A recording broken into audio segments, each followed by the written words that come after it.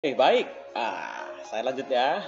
Sekarang kita masuk dalam tahap 1, 2, dan 3 pada seleksi PPK guru ini. Setelah sebelumnya saya sudah berbagi tentang pengantar umumnya, sekarang kita lihat tahapan-tahapannya seperti apa di tahap 1, 2, dan 3. Oke, untuk tes tahapan pertama P3K Guru tahun 2021. Yang pertama, pelamar yang boleh mengikuti tes pertama ini adalah peserta kategori honorer tenaga honorer K2 dan guru honorer di sekolah negeri.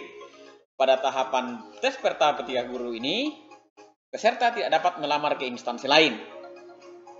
Berikut, jika formasi tersedia dan sertifikasi pendidik atau kualifikasi yang bersangkutan sesuai, maka peserta harus melamar di formasi tersebut.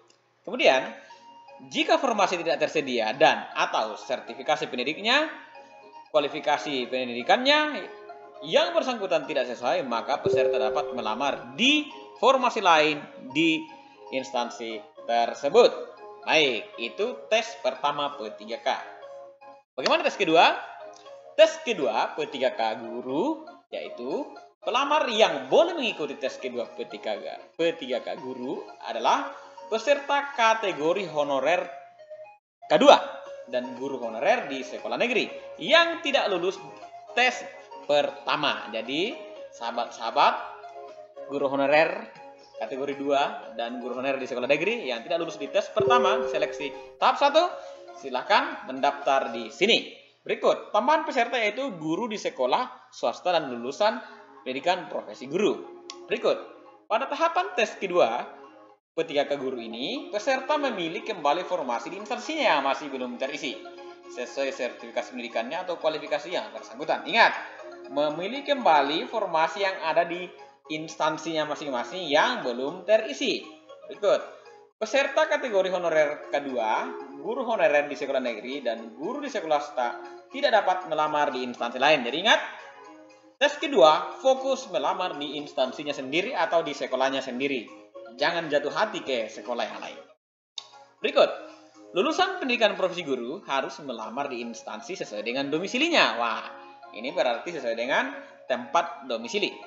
Tidak boleh lintas kabupaten. Dari pelaksanaan tes kedua P3K guru ini akan diambil nilai tertinggi. Jadi silakan bersaing dengan sehat antara PG1 dan PG2 untuk nyatakan lulus diterima sebagai P3K. Ingat, syaratnya adalah nilai tertinggi dari PG1 dan PG2. Baik, kita pindah ke tes ketiga. Tahapan ketiga. Kalau tidak salah ini bulan Desember ya. Tahapan tes ketiga P3K itu terdiri dari peserta honorer kategori 2, guru honorer di sekolah negeri, guru di sekolah swasta, dan lulusan pendidikan profesi guru yang tidak lulus tes kedua, silahkan ikut kembali di sini. Wah, ternyata tidak lulus tes masih ada kesempatan sampai tes ketiga. Nah, peserta memiliki kembali formasi yang masih belum terisi sesuai dengan sertifikasi pendidikannya atau kualifikasi pendidikan yang bersangkutan pada tes tahapan ini atau tes ketiga ini. Nah, berbeda dengan tes-tes sebelumnya di tes 1 dan 2, kali ini seluruh peserta dapat melamar di instansi lain. Nah, kalau jatuh cinta dengan sekolah lain, silahkan melamar di tes tahapan ketiga.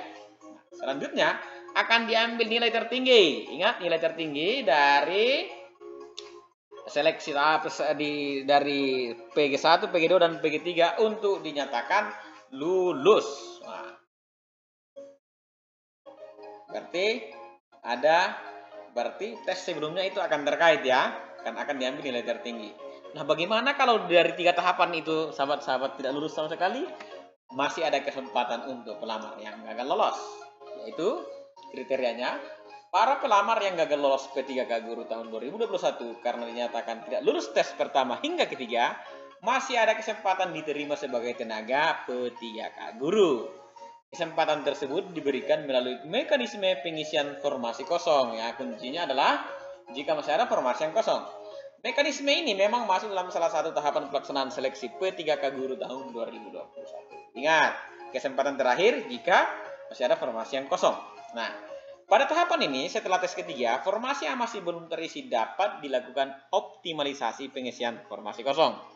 Pengisian formasi kosong dilakukan berdasarkan ranking penilaian sekolah yang akan ditentukan oleh Kemendikbud. Jadi rankingnya nanti adalah penentunya adalah Kemendikbud. Oke, baik, itu ya sedikit sharing saya untuk tes 1, 2, 3 sampai tes di mana gagal di tes 1, 2, dan 3. Semoga para sahabat-sahabat guru-guru muda yang penuh semangat bisa berkreasi, mengkreasikan ide-idenya lewat tes yang dijalani dan menjadi guru P3K yang handal.